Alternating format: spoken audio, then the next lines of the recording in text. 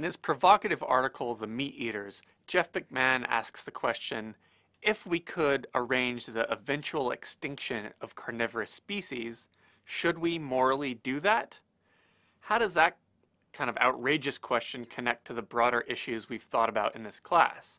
Well, the important link here is the issue of suffering and its connection to ethics.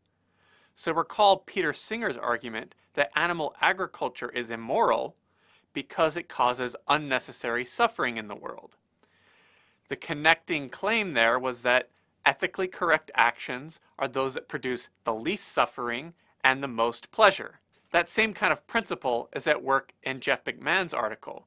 The thought there is predation in nature is unnecessary suffering because we could, in principle, arrange such that only herbivorous species existed.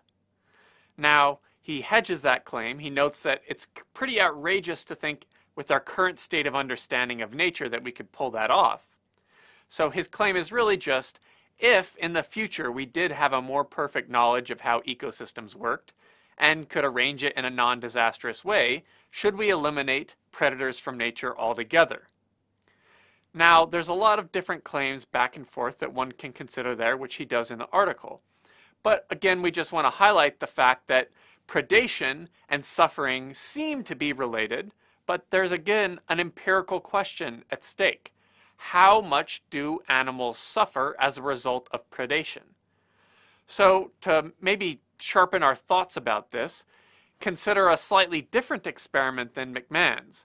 Suppose that we could outfit both predators and, let's say, deer with certain kinds of computer equipment wired into their nervous system that would basically measure how hungry the predator was, how much they needed nutrients, and then measure in the deer what its life expectancy was. And towards the end of their life expectancy, let's say that it would inject the deer with something that would just make it drop over and die when the predator got close to it. In that case, we wouldn't get rid of predation as a practice, but you might get rid of some of the suffering and anxiety involved. That's a little bit less far off from our current technological understanding. What do you think about whether or not that would be moral or immoral? So this really raises the question of whether or not suffering is the only thing that we should take into account in our moral decision making. Is suffering the only metric by which we measure whether or not it's right or wrong to do something?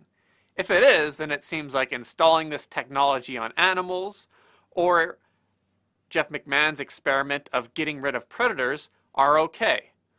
So those of you who are attracted to Singer's view seem like you're now committed to something like McMahon's view, or committed to the idea that we could install various predators with this kinds of technology that I described.